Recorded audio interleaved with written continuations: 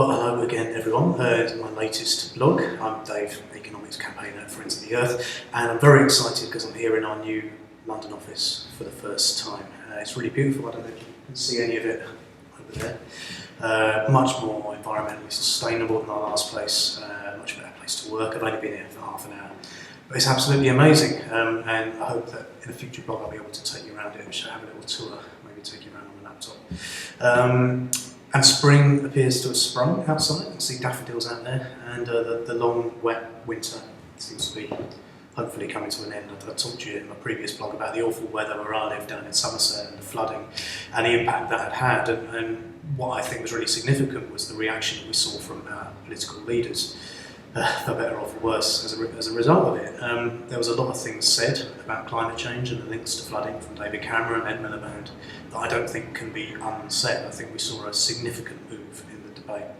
And people's concern for the environment, opinion polls show, has absolutely rocketed over the last wee while, which goes to show something that I think we've always suspected here at Friends of the Earth, I know that I have, which is that as soon as this becomes urgent and relevant, as soon as people start to understand that climate change isn't about abstract impacts in the future in a foreign country, but it's about here and now and fundamental changes to the way that our economic system runs, and we'll start to see people getting more interested in it. So the testicles will be when the floodwaters have fully gone down, which they haven't where I live yet, whether flooding still has the same impact, and whether or not the political decisions that are made start to reflect this new reality of a changed public consciousness. And of course, the budget, the big financial statement of the year, which will be keeping me very busy, is coming up, and we'll be looking to George Osborne, my friend and yours, to show us exactly how seriously he's taking climate change and building a green economy. And as usual, the signs aren't particularly good. You may have seen in the papers a lot of argument about carbon taxing. Big business is starting to push back now to George about new carbon taxes that he's brought in. It's fairly modest. And unsurprisingly, business is not particularly happy about having their costs increased by paying more carbon tax. So we think that's completely wrong. We think the framing is wrong for business to say that they support action on climate change, but they don't want to pay the tax.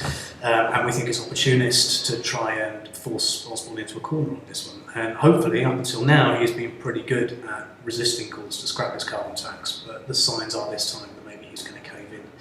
So we'll be doing a bit of work over the next couple of weeks between now and the budget, which is 2 weeks Wednesday, 2 weeks today, depending when you're looking at this blog, to try to make the point that actually the UK is not significantly better than a lot of other countries. Our industry are not significantly more affected than other countries are, and that if we're serious about building a thriving low-carbon economy in the UK, we're going to have to start getting real about putting a decent price on carbon, which is what the economists say they want to happen, and what business say they want to happen, until they actually are forced to deal with it.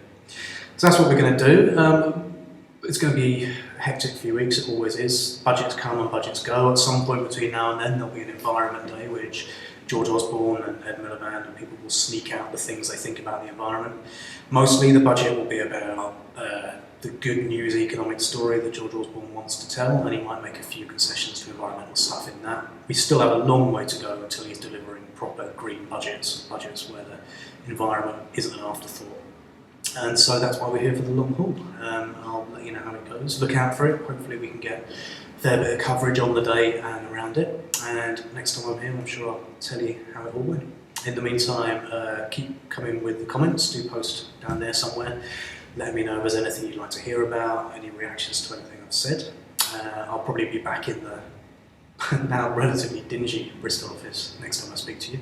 But like I said, one day I hope to pick you up and take you around this lovely building so you can see it for yourself.